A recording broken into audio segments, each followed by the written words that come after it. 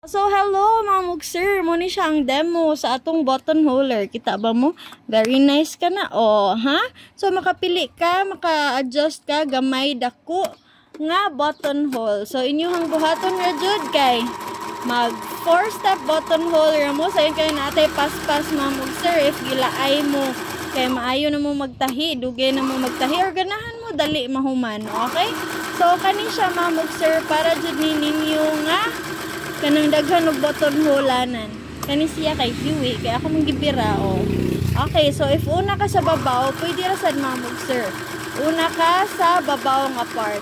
Dayon imuhang ipa-lock. Okay, unya ipa-down. Wow. Ay, ka nice man day ana. Oh, ikahuman i-lock na sad nimo.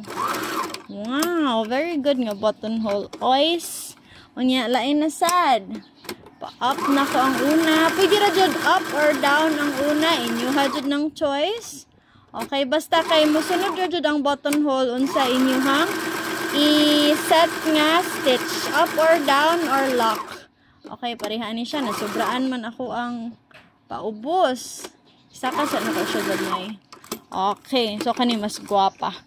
Oh, kay kinahanglan mag getting used to ang ato ang button hole, 'di ba?